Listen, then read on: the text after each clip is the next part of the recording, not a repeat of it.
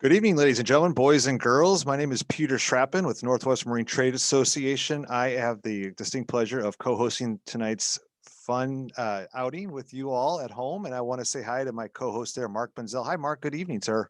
Hey, Peter. Hello, everybody. Welcome to Seattle Boat Show Live. What a week, Mark. Can you believe all this came and went this past week since we've been together? I can't believe it. We don't even know who our next president is going to be. Oh, I was talking about celebrating National Vinegar Day and National Deviled Egg Day just the other day. You missed that. I missed that. How did I miss that? Are you a deviled egg guy, Mark? I am. Nice. We had National Candy Day just 2 days ago, and today's National Donut Day, amongst other treats going on today. So yeah, big week for sure. Oh, you were referring to the election. Yes. How did we do in the state of Washington? We have a governor-elect. We do. It was not a close race. A little trivia for you, Mark. Washington State has been the last. I always want to ask these trivia questions, but I give the answer before I have a chance to ask it. So the trivia question would have been, what's the last state to elect a Republican governor? And you would say, I don't know, Peter. You tell me. I don't know, Peter. There you go. That's I like that. I could do a puppet show even here. Washington State was the last state to elect a Republican governor of all 50 states. Dan Evans, I don't remember the exact year. I'm sure one of our viewers will pipe in the chat box. But yeah, we're the last one. So anyway, to answer your question, Governor Inslee is looking at his third term, which hasn't happened in a while with our previous governors. Governor Gregor only ran for 2 terms and Governor Locke 2 terms. But Governor Inslee's race was called just about at 8:01 on Tuesday night. So it wasn't a lot of. What does this mean for boating? I know Governor Inslee has been a boater in the past. Yes, and his son works for Marine Floats, really the only marina builder in the state. He loves to boat. Governor Inslee attended last year's Seattle Boat Show. We've got a lot of great contacts in his office, like John Snyder, Governor Inslee's outdoor recreation lead. So yeah, we've had some support for sure in his office, and it's always nice to have a governor that knows the difference between a map and a chart. And we've got that in Governor Inslee. And like a lot of these electeds, it's the staff that really drive a lot of policy, and we've worked well with his staff. So we know his staff, we know him, and looking forward to working with him on his third term. And then there were some other races, Mark, on the ballot. That wasn't the only one, and it was a big turnout.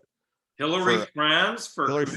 Yeah. Lands. Yep. So Department of Natural Resources owns the tidelands. They own about 2.2 million acres of tidelands. On our behalf. Yes, that's right. We own tidelands, Mark, and we just let DNR hold those in our trust. So yeah, she had an easy night. There was, guess what the percentage of turnout was, Mark, on this election in Washington State?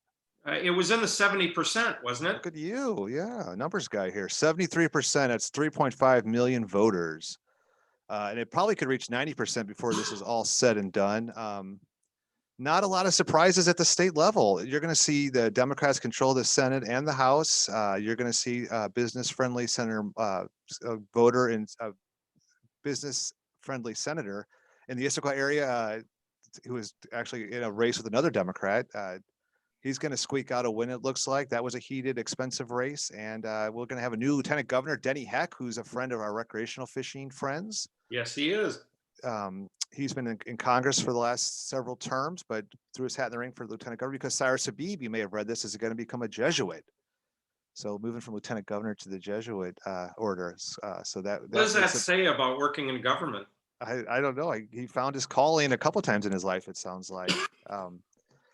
So yeah, we're not a lot of changes going on in our state capitol. Come next legislative session, which starts on January 11th. It's a 105-day session. It's gonna be a long session. They're gonna write the budgets, and there'll be a lot of boating money spent and divvied up, and we'll be there from bell to bell to ensure that it's spent in the right places. So thanks for asking, Mark. Yeah, well, it's going to be an interesting year all the way around. So. And we're going to be talking about a number of things, including tonight. I mean, many of you have noticed this week is kind of a transition week in terms of the weather and the temperature. It's gotten cooler, and I understand next week around Puget Sound, we're going to dip down into the 20s. And we're going to be very timely with that. Yeah, we should do a topic on winterizing. That's right. We're going to talk about winterizing. Awesome.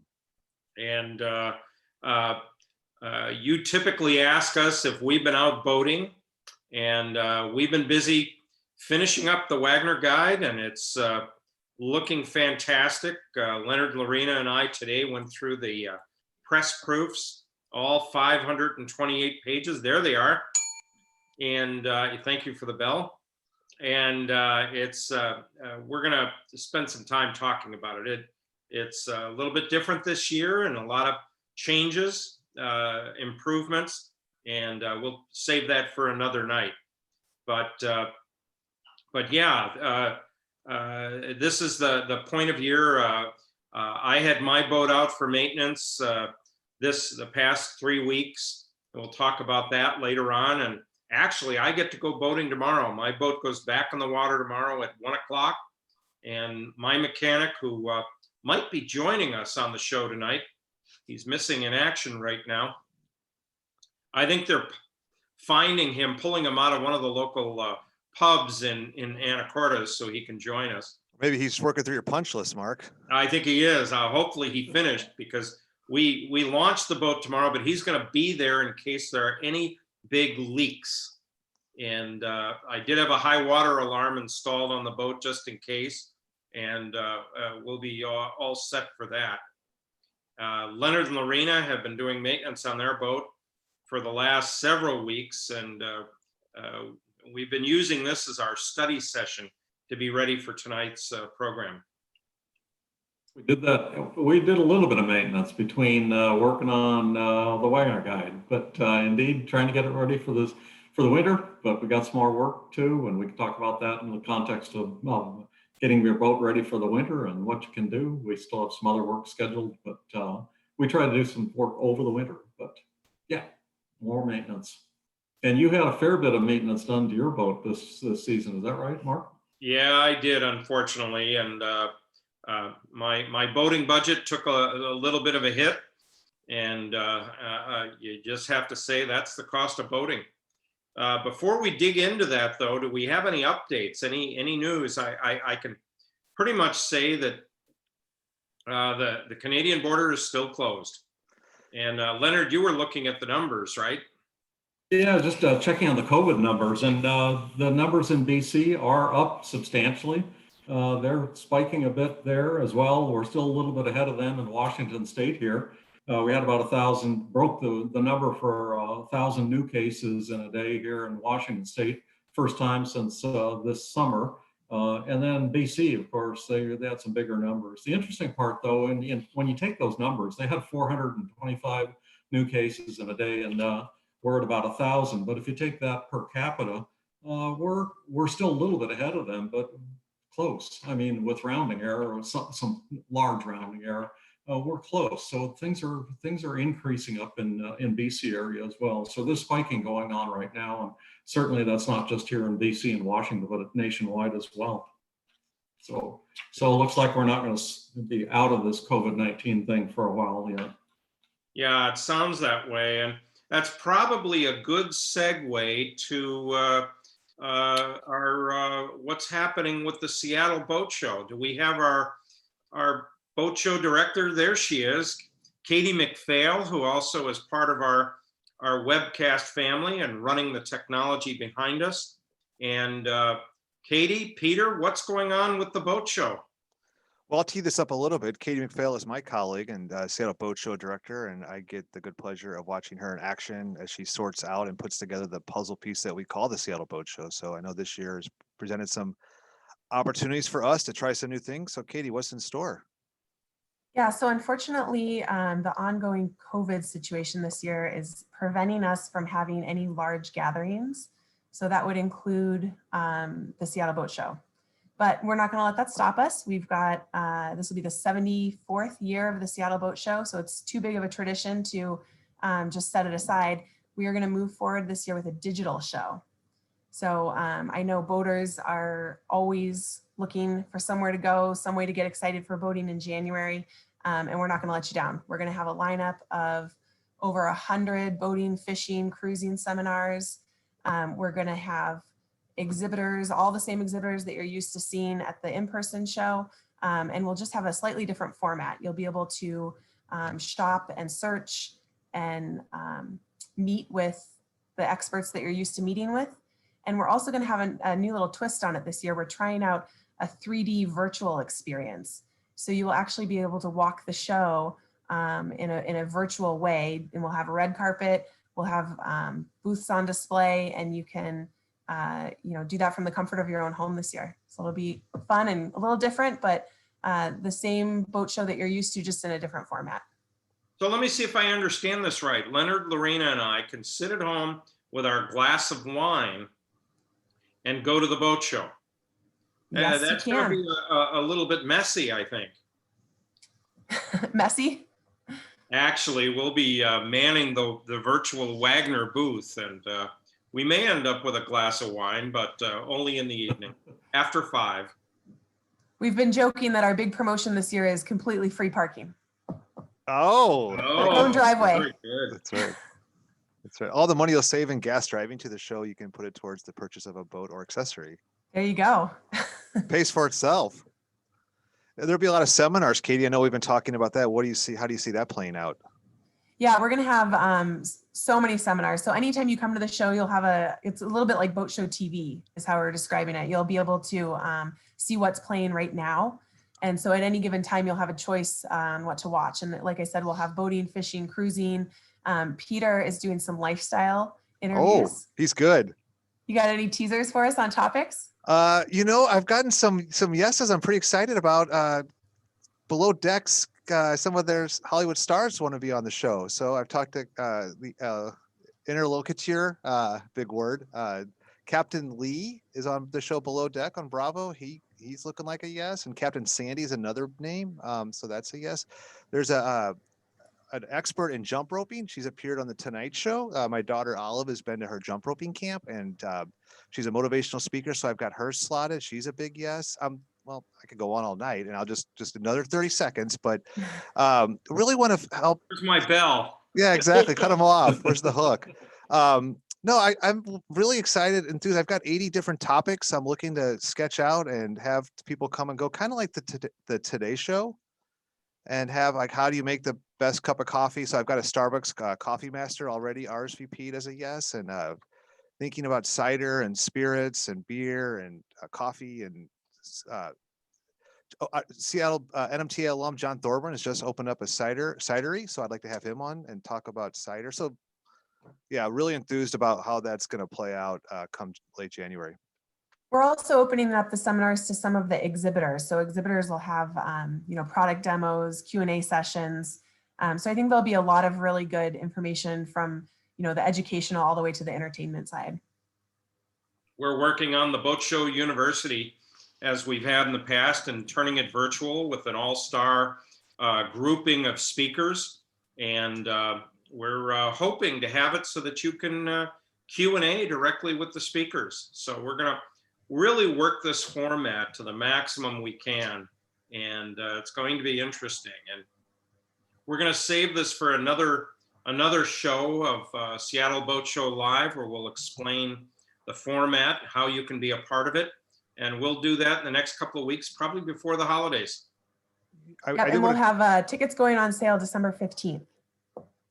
One other topic that I was able to put pencil to paper on is that kind of MTV Cribs, Mark, which I know that was always a big favorite show of yours. Yes, of course. Big time. You own them all the DVDs. No, it's kind of like House Hunters meets Tiny Homes. So we're looking at producing a show going into 3 or 4 houseboats, peeking, behind the drapes and taking a tour of different houseboats and a floating home to compare and contrast. And that's going to run, again, this is all kind of up in the air, but looking to run that every night of the show. And then Chef Ethan Stoll, a household name in the Seattle area, has opened up probably 15 or 20 restaurants.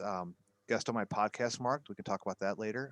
But yes. Yeah, Chef Ethan Stoll, he's going to be on the show talking about how to cook salmon, shrimp, and crab every night of the show. So yeah, a lot in store for people. So more to come. Sounds exciting. I'm looking forward to it. I look forward to the boat show every year, and look forward to seeing all my old friends on the show floor. And the Wagoner Guide, we're going to have a booth. We're going to have a booth where people can come visit us and talk to us just like you would if you walked up to our booth at the boat show. And we're going to have destination advice and all kinds of things. And maybe even a special, just in case somebody wants to actually buy a Wagoner guide. Imagine that. I left you speechless, Peter. Yeah, exactly. Sign me up. Yeah. Well, Peter buys one every year. His father-in-law gets one, and we'll have to work out a deal for you, Peter. I do enjoy staying on top of what's going on around the area. There's no Yeah. shortage of fun activities in Puget Sound. Well, We have a tonight- few updates. We do have a few updates if you want to okay. get into those. So the first one is that there's probably some prime slip moorage space that's going to be opening up soon in Lake Union, about 130 feet of it. The Boeing corporate yacht Daedalus just sold, and it's going to be moving down to Southern California. So I didn't know that. There's a possibility that 130 feet of prime moorage space on Lake Union is going to be opening up soon. That's Apparently big news. I'm sorry? That's big news. Yeah. Yeah, for the that's- slip. yeah. It's a Interesting. Delta built in Seattle and Duwamish River. Delta Well, it's Marine. going back to Delta for a refit before it goes. So gonna drop some money into the local marine economy. Yeah, I wanted to have it touched up before I moved her down to Southern California. Ah, Don't tell Yeah, anyone. according to the article in the Puget Sound Business Journal, they're going to retrofit this a little bit, put a master stateroom in it. Apparently, a developer in Southern California purchased this and is going to be moving it down to the LA area or a Newport Los Angeles area as soon as they get it retrofitted. So open space, moorage space, prime space, I guess. We'll see. Little more news, the Galley Restaurant in Fisherman Bay in Lopez. We mentioned earlier they are remodeling and under construction, and they're on pause for now. Apparently there was a landslide near their property. Their property wasn't damaged, but they're on hold. But they still plan to be open for the summer 2021, so keep that in mind. And then if you're headed down to South Sound to Dockton, Moorage, the docks there will be closed starting November 9th. They're doing some construction, clearing out the center part for new floats that will be in by spring 2021. And then in the summer, they plan to put in a pump out station. So that'll be nice. Keep that in mind. And if you're planning to cruise the San Juans in the off season, remember that many of the marinas do not take reservations on the off season. It's first come, first serve. That includes Deer Harbor, Friday Harbor, and Roche Harbor. Rosario, they do take reservations. However, they're not all that busy. You can usually show up on the day of. And Rosario is the grounds or the resort is open Wednesday through Sunday. So that's some updates. And it looks like the shoulder season is coming to a close here. The weather is going to shut it down, and people are starting to get focused on the holidays and a few other things right now. So a lot of the shoulder season, the marinas that had guest space available are certainly filling that up now, and winter rates have started. So it's a different season right now. We're headed into the winter. I will say though, last week, not this week, but the week before last, was just gorgeous. And even last weekend was pretty good. So those of you that got out on your boat, you had an excellent opportunity for some late season boating. So let's keep our fingers crossed, and maybe we'll have a mild winter and still be able to do some boating. Before we get into our main topic for tonight, I'm going to recognize our sponsor. And I have this in my script every week, and I sometimes go right through it. And then I get my co-host here give me gentle reminders. Hey, the sponsor. We are sponsored once again by the Groesbeck Realty Group in Anacortes, and they have a number of waterfront listings on their website. And you should take a look at it. If you're all interested in waterfront property or a slip or a condo, they've got it. They have some lots that are available that overlook the Guaymas Channel as well as the western view of Fidalgo Island, and talk to Jean Grosbeck and her crew, and they can fill you in a little bit more about that. There we go. Look at that, Mark. Look what I'm doing here. Yeah, you've got the technology. They gave me the keys to the car. Yeah. There goes Peter. There they are. There's the Grosbeck team, and they're terrific and a lot of fun. And their office is about 800 feet from where I'm sitting right now. They're here in the old town Anacortes, just a short walk up from the Cap Sandy Marina. So Jean, thank you to you and your crew, and we appreciate it. And take a look at their website. And I'll put the website in the chat. And speaking of the chat, don't be a stranger out there, folks. Feel free to throw us some questions and we will get to them tonight. We do have some activity. What about the status of the Lake Bay Marina? Yeah, we took care of that one. And will we get our money back? We actually threw Yeah. yeah, I'll be in touch with them, Diane, and make sure that that loop is closed.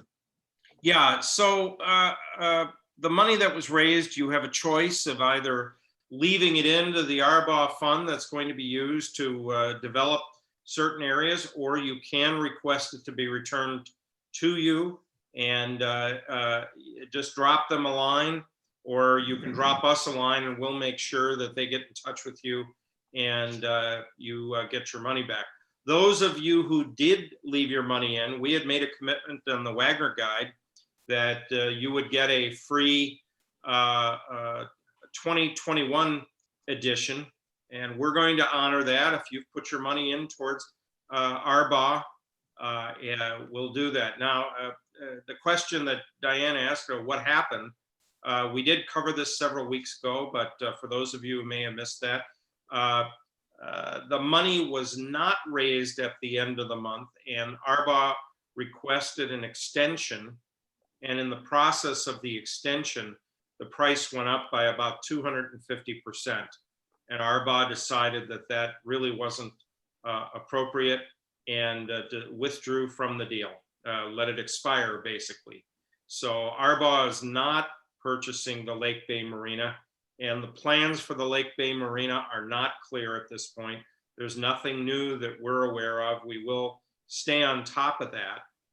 And we really want to thank the people that did get involved with this and did get behind it, but it just didn't work. Yeah, what a shame. We're looking to do some other things with ARBA, and Leonard, Lorena, and I are really looking at some things with mooring balls. We need more mooring balls in the local area. We need more moorage in general. And from a Wagoner Guide perspective, we're going to be addressing that and try to help out with that. Very good. Thanks, Mark. What else do we have? We got a couple things there. Well, yeah, Katie was remiss. We didn't have a chance to say goodbye to her before she took off, but she wanted us to make sure we had the boat show date. So it's going to run January 28th to January 31st. And because it's online, you can cruise the website 24 hours a day and we'll get the website up and it's going to look all fancy. SeattleBoatShow.com will be up and running. It's going to be here before we know it. It is. It is.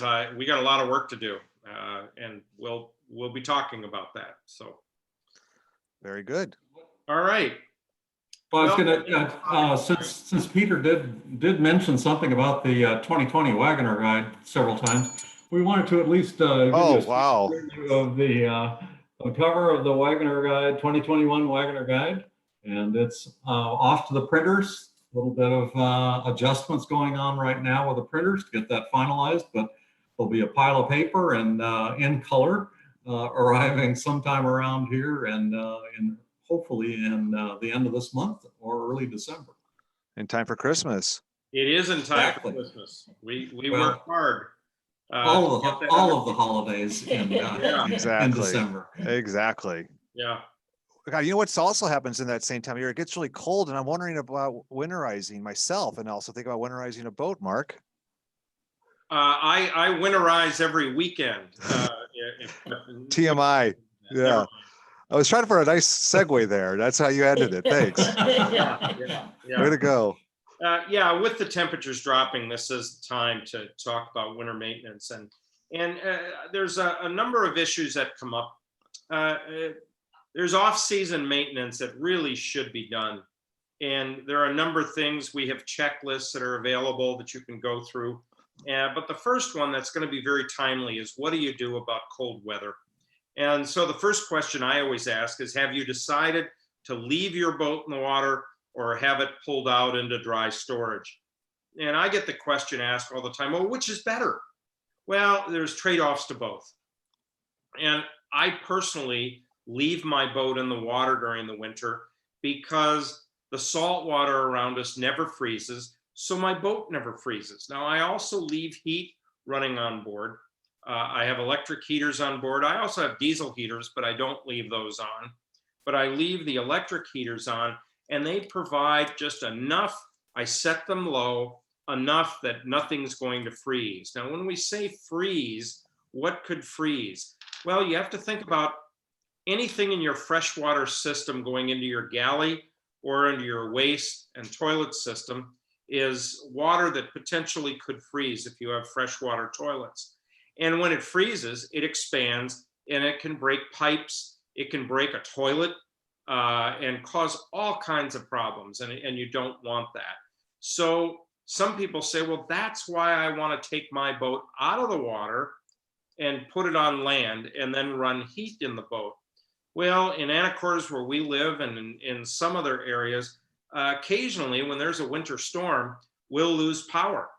And over the last couple of years, we've had in Anacortes some time periods where we went for 3 days without power. And that's typically when there's a storm going on, the temperature drops, and you could have a freeze. And some people will have their boat in the water and they'll make sure they've got antifreeze in it wherever. Now, usually in areas in our engine, the coolant will have a level of antifreeze in it, but some are running freshwater cooling and may not have enough antifreeze in it to keep their engines from freezing. So you want to make sure that your antifreeze in the engine area is of a density enough that it's not going to freeze. Also, anywhere where you have a sink trap, a trap is that loop in the drain line, if you have it.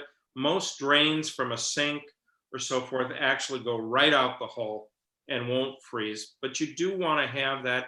And some people in their freshwater system will actually do the same as our friends who have recreational vehicles, and they'll put RV antifreeze. You can buy it in a hardware store. It's a pink fluid. It is not going to put a poison into your freshwater system, but you do need to rinse it out when it's time to use your system again.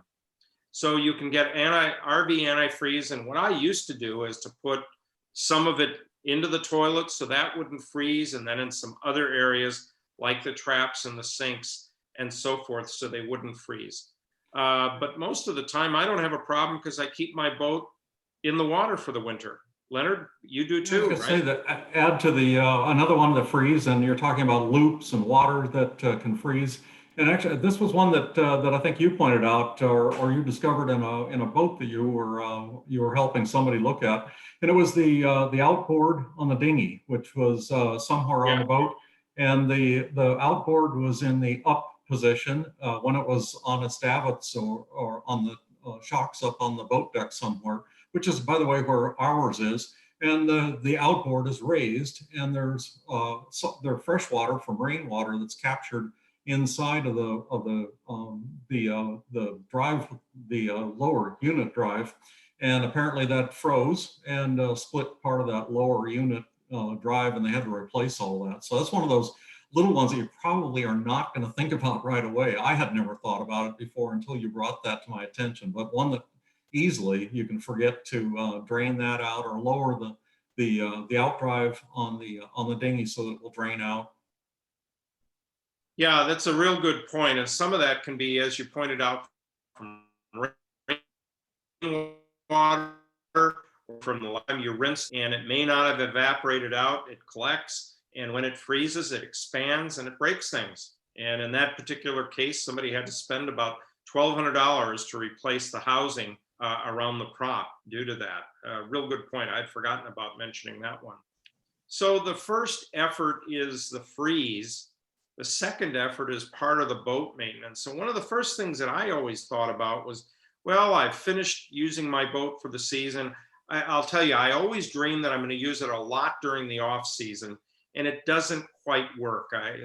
Because my boat's in the water, I'd like to think, oh, it's ready for me. The first sunny day, I'm going to go out and do some boating. And I don't do as much as I would like in the wintertime. So the other question that comes up is, well, your boat's been run during the summer and now you have oil. It's time for an oil change. There are many times that I've waited till the spring to do the oil change, so it's ready for the next season.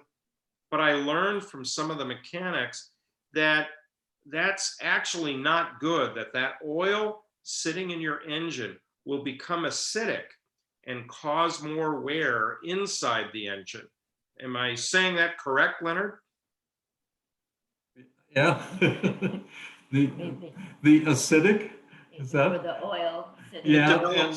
It develops a level of acidity in the crankcase and causes some wear on the inside of the engine.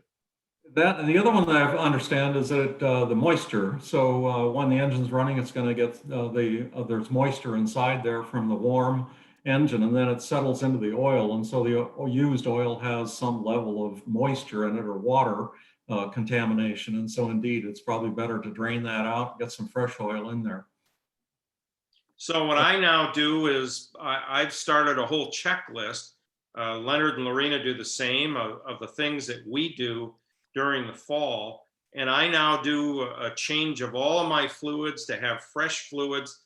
And that's the oil, the AntiFreeze, the oil in the transmission, ATF, transmission fluid, and inspect all those areas to make sure there's no water in the bilge that could freeze or in other areas.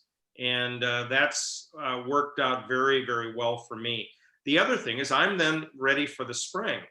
As my mechanic says to me, he said, you know, so many people wait in the spring until the last minute, and then the mechanics are slammed busy.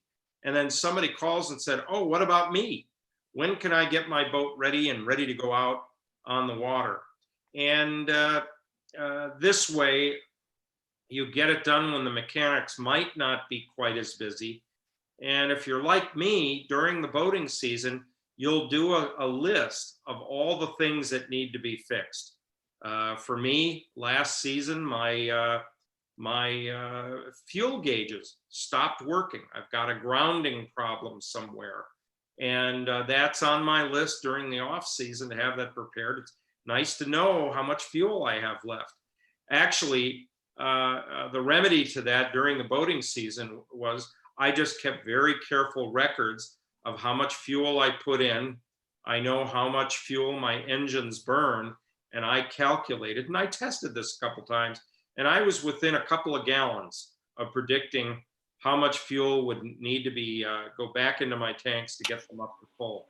So if your fuel gauges do go, you do have options, but you'll have to do it the hard way. And it's a lot better to have that available so that you can see on your fuel gauges.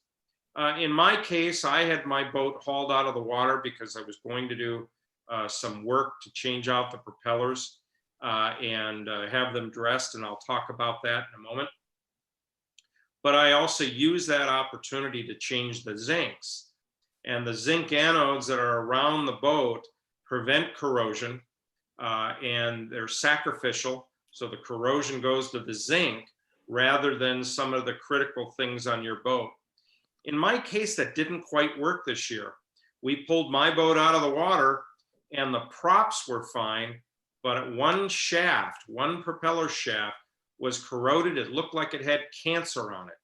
And the zincs that go on the shaft were completely eaten away. I have a problem. And we don't have the answer to this problem yet. We're still trying to diagnose it. There's some level of electrolysis either in the water or in the boat causing it to eat on that propeller shaft. And you might wonder, well, how much does a propeller shaft cost if all of a sudden it begins to corrode catastrophically as mine did? Well, I can tell you firsthand, I wrote out the check last week. It was about $900 for a new shaft, 1.25 inch shaft, tapered on one end, threaded for the nut for the prop, and all to be properly set up. So about $900 for that. I took that opportunity to take my props off, to have them into the shop. They get banged up a little bit when they hit things. And they came back from the propeller shop looking absolutely gorgeous. And in case you're wondering what the cost to get absolutely gorgeous and be balanced out and perfectly to spec, $400 per prop. So I made the Christmas just a little bit brighter for my prop shop with almost $2,000, but it's money well spent. Now, Peter, I did zinc anodes once again, but I keep watching because I understand the world's changing, that zinc is no longer going to be allowed. That's What's right. happening there? Oh, I wouldn't jump to that conclusion, Mark. Maybe you've gotten some misinformation, but for the last 5 or 6 years, I've been spending a lot of time promoting what's called aluminum anodes. So trying to get boaters away from even calling them zincs, not correcting you. I didn't jump in there, Mark, to correct you, but really just trying to refer to them as anodes. There's so many favorabilities to switching to aluminum. They are better for the environment, so they're better for shellfish. They don't have that cadmium that traditional zincs have. Boatyards get penalized for the amount of zinc that comes off of the boats. So to just kind of keeping your boatyard in mind when you switch to aluminum is a positive thing, and they weigh less. So you might be wondering, can I use those in salt, fresh, or brackish waters? For sure, you can use them in salt water. Brackish water, yes. And then for fresh water, we encourage magnesium. But yeah, just thinking about getting away from zincs in general is always a good thing. That you check in with your boatyard, check in with fisheries supply. They are well versed in this subject, and I wish life was always this easy, Mark, where there are no trade-offs. It's a triple win, but good for the environment, good for your pocketbook. They're about comparatively priced, and they work just as well, if not better. They do work just as well. That's the Yeah. part that I didn't know. Yes. So And Peter, well, I understand if you're going to do the switch, you have to switch out all of them. In other words, you can't mix zinc and aluminum on the boat. this is what I wish I hadn't failed chemistry, Leonard. I don't know that answer. It has to do with the Noble chart, periodic table, and all that other good stuff. So yeah, check with your boatyard. But there's no trade-offs when you do make that switch. And we see Diane Lander jumping in here. I switched mine to aluminum. She got some resistance from her boatyard, but they've worked great. So yeah, another question from Denny. How long do they last? They last if as long as your traditional zincs, if not longer. So yeah, make the move. You know, like I said, I've had a booth at the boat show for the last 5 years, and that has been front and center. There's really only one producer. I could go on all night about this one, Mark. But yeah, there's really only one producer of aluminum anodes, CMP, Canadian Metals. They produce a product called Martyr, and Fishery Supply and Alex Sutter has really embraced Martyr products in their catalogs and in their showroom here. Enough from me on that subject. Good to know. I will tell you from my personal experience, when we pulled my boat out of the water, all of a sudden we looked at all the zincs, and the zincs on one half of the boat were completely eaten away. On the other half, they weren't.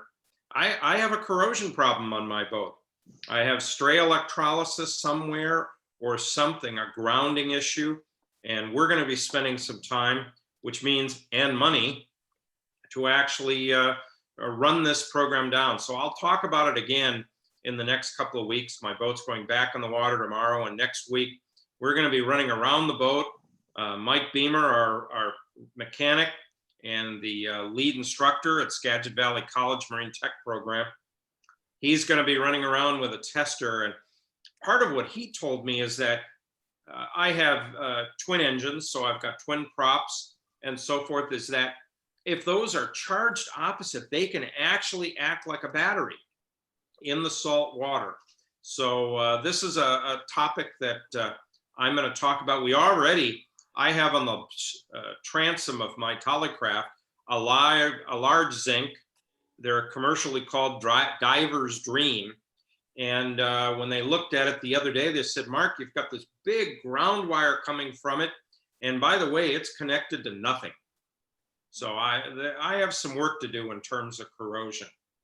So Just accepting the fact that you've got a corrosion problem is a good sign. You've moved along the stages of grief there. So that's excellent to see. You're making well, the progress. grief was actually added to with a 2,000. Well, I can't say that with the props, but $1,000 for a new shaft brings it to reality, shall we say? You're making progress.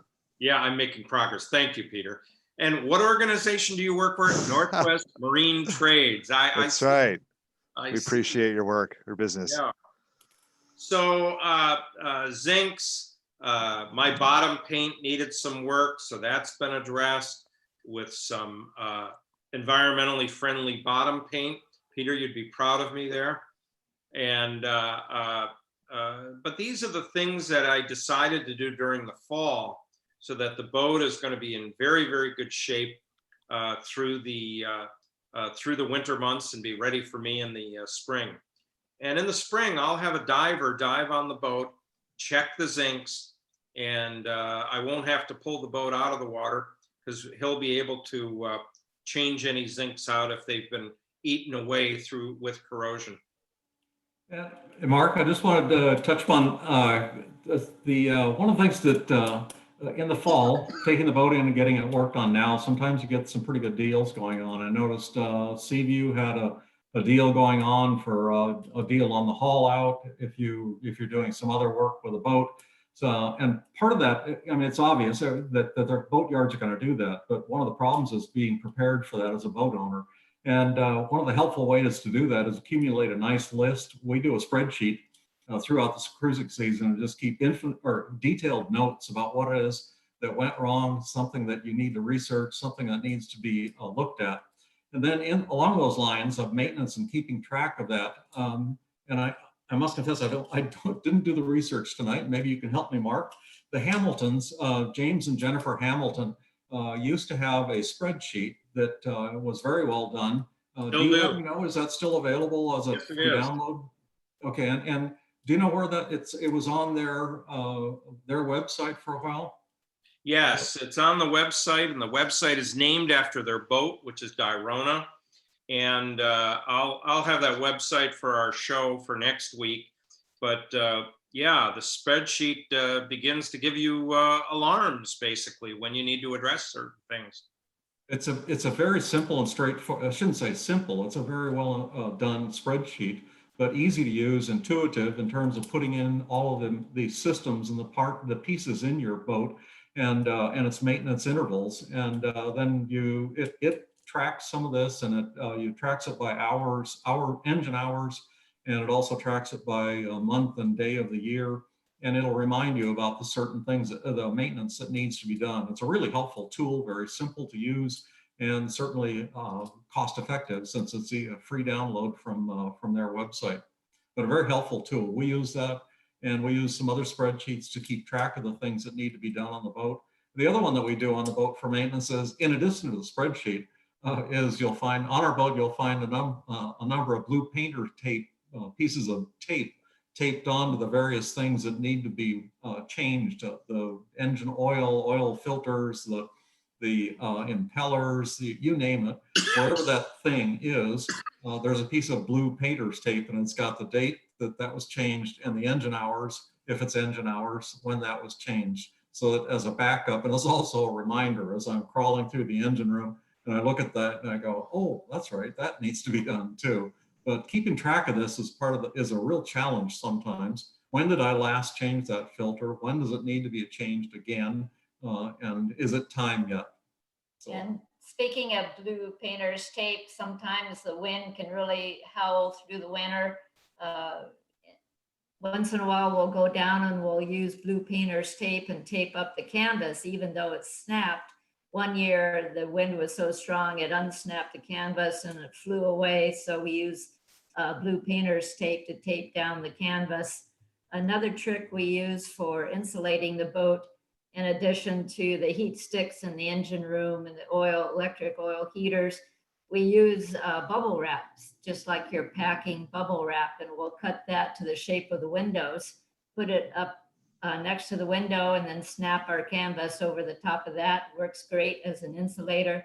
keeps the heat in your boat and the cold out. So Do you let Leonard pop the bubbles in the bubble wrap? yeah. You do? If he's good. Only in the springtime. Right.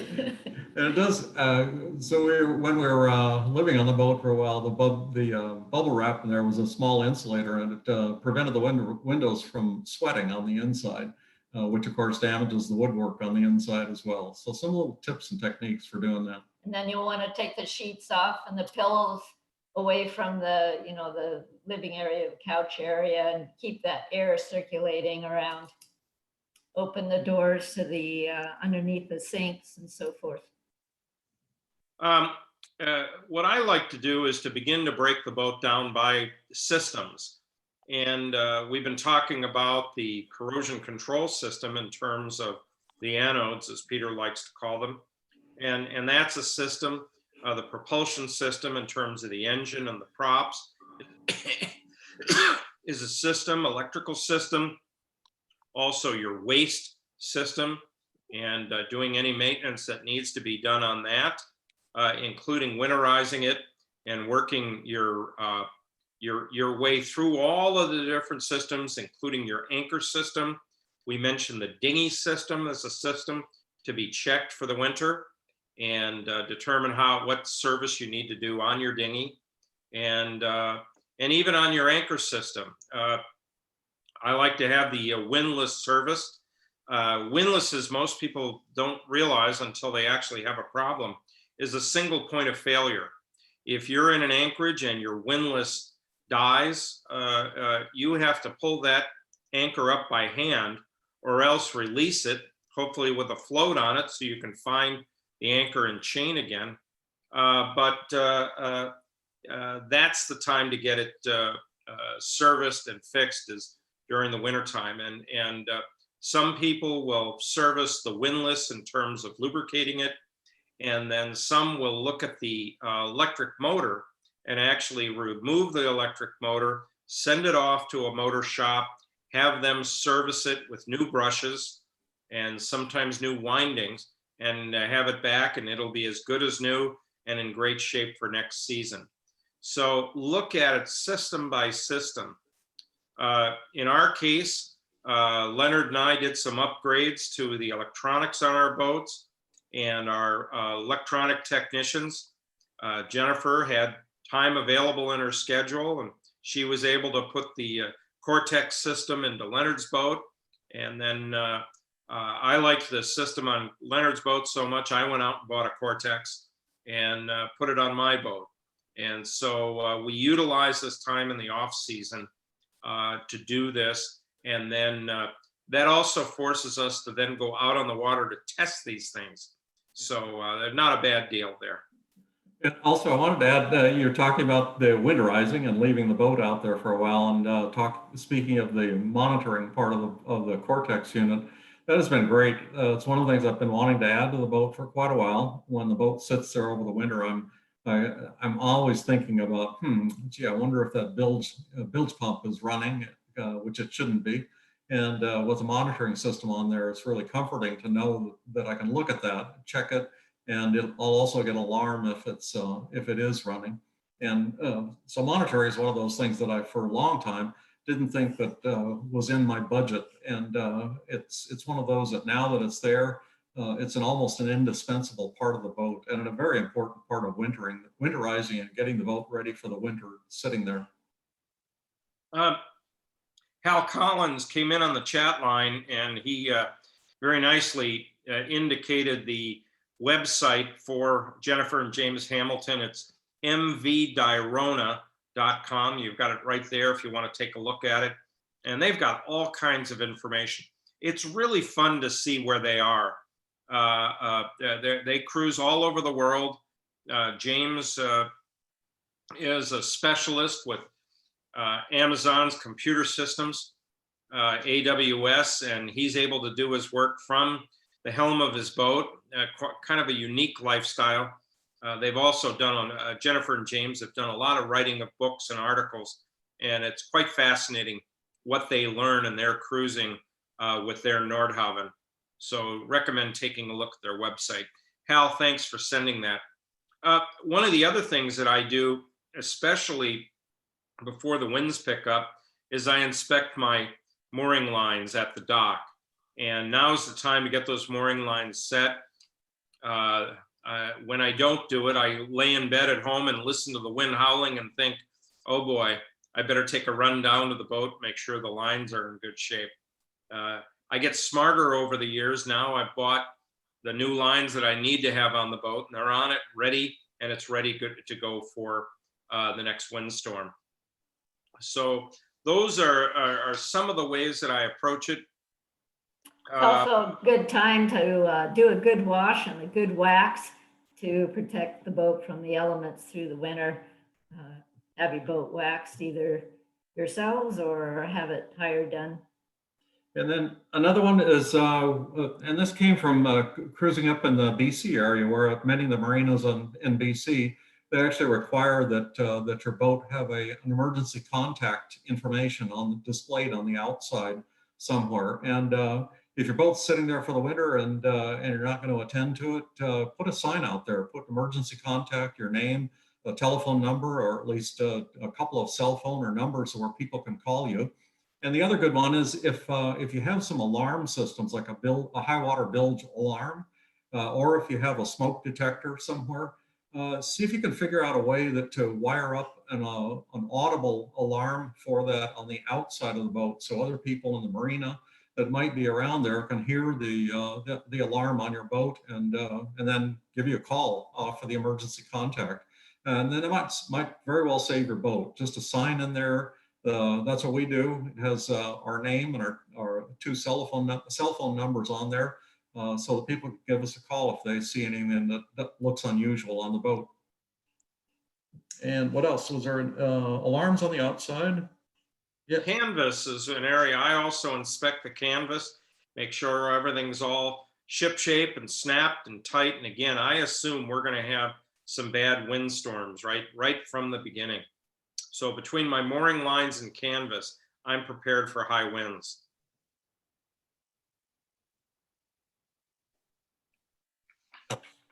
What else did I forget, Leonard? I've got electronic. We're looking at our notes here, Yeah.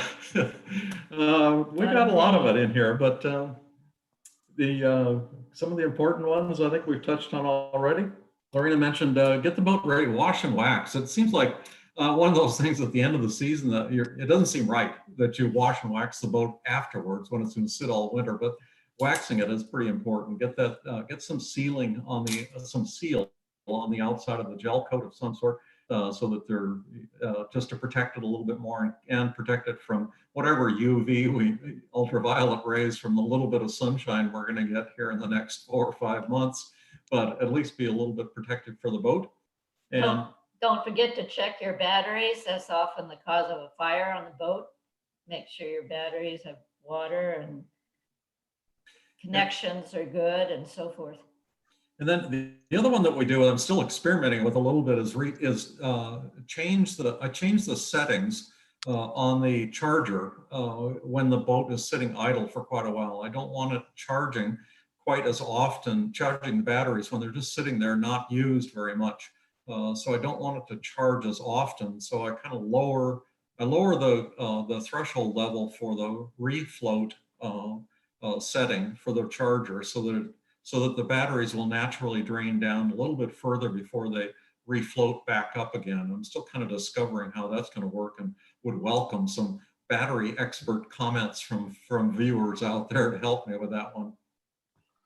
And we've got something in the chat from Sue Peterson. She was at Cap Santee Marina today, and she saw a family of otters making themselves at home inside someone's canvas. And she recommends that folks make sure you're critter proof before you because as you can remember, she reminds us that otters can get into small openings. So keep that in mind. And that's got to be one of the worst things that can happen on your boat, is when the otters move in or the seals move into the cockpit of your boat.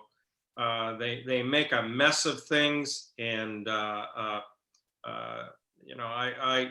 watch that very carefully and cringe that one of these days I'm going to come on board and see that I have some furry friends living on my boat, not paying part of the moorage. So that's a very good one. And down at Cap Santee, we were live aboard for a while down at Cap Santee. on Q Dock, and indeed there was a family of otters there, and we looked out one day in the sailboat next to us. The whole family, all four of them, were up on this boat scurrying around. They crawled all the way up there. They were scouring all over the boat before they hopped back down, and then they had a habit of always doing their business on our coiled up lines for some reason. I don't know if they were resentful of us being in the water in their dock. So, but they're furry, fuzzy creatures, but indeed they can cause a lot of problems. Yep. And I may not have mentioned it before, but I also use this as an opportunity to clean out the fridge, clean all the food out of the fridge for the wintertime, take it home or throw it out. Also, some of the food lockers of going through some of the things. You know, when I'm on the boat, I look at those expiration dates as kind of a guideline. And my partner, Danielle, she comes on board and she goes, "What are you doing with this? This expired last year." You know? Yeah. So, Don't eat if Mark invites you over for dinner. That's what I'm learning here. yeah. My special canned Chef Boyardee lasagna. Trying to clue up. Yeah. I do not eat canned lasagna. I actually make a very good lasagna. We'll share that recipe. Yeah, bring it on, Mark. Yeah, but I had a client who left their boat up in Ketchikan, Alaska for the winter, and she had a service technician who had told her, "Don't worry about it. I'll clean all the food out for you." And then he did not, and she came back up and just had mold all over the boat. And it was very, very expensive and time consuming to clean all that up. So you definitely want to make sure that you don't have anything and you can't assume that your boat's always going to have power. Assume that it might lose power. And if you've left things in the refrigerator, yeah, they could grow into a science experiment in no time. Very good. Anything else before we wrap up? It's getting to be that magical hour. It is. I feel like we've talked doom and gloom here, and Well, it's winter. You know, it's winter. It's got the storms moving in, and yeah. Yeah, and I do have friends who love to clean out their liquor cabinet to celebrate the end of the season, but I won't go into that. I'll leave that. But they use that as an opportunity to refresh all their stores when it comes to the new season. Excellent. Well, that sounds great, Mark. What's on tap for next week? Can we get a sneak peek? Yeah, we have somebody, Leonard Marina and I, along with Kevin Monahan, managing director of China Sea, our Tide and Current publication up in British Columbia. We had an opportunity to visit Canadian Hydrographic Services, and they're located behind the airport in Sydney, BC, and in Pat Bay, for those of you who know where that facility is. And it was absolutely fascinating. We met with Mark LeBlanc, and I'll brag a little bit. Leonard Marina got such a kick out of this because we brought him a Wagoner guide, and he said, "Well, it's one of the first books we buy every year. This is what we use as our reference when we're looking at things." So we felt pretty good about that. But Canadian Hydrographic Service just does an incredible job of updating their charts and various data.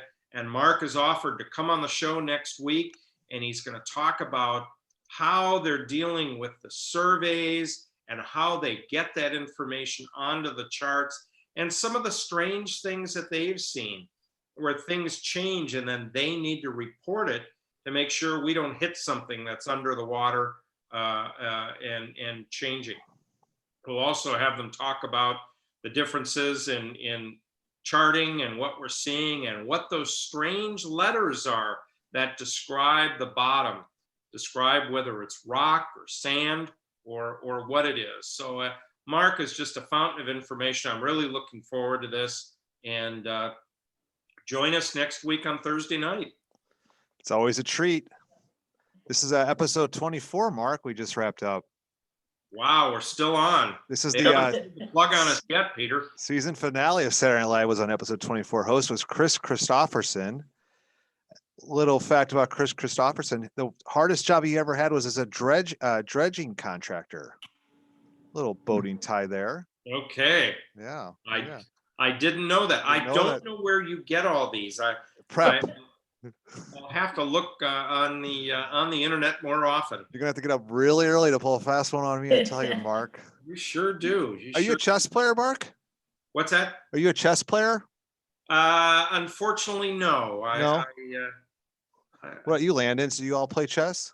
We have. Yeah. There's I used to. Where's this going, Peter? That's the Lorena tone in her voice. Yeah. No, it's just, well, chess is a nice boating pastime, and it's a good COVID leisure activity. I was just going to mention a recommendation that I received recently. The Queen's Gambit has 100% Rotten Tomatoes rating, and it got me thinking about searching for Bobby Fischer and Josh Wozniak. That's an excellent book. You can actually watch people playing chess on something called Twitch. Do you know Twitch, Mark? Yes, I do.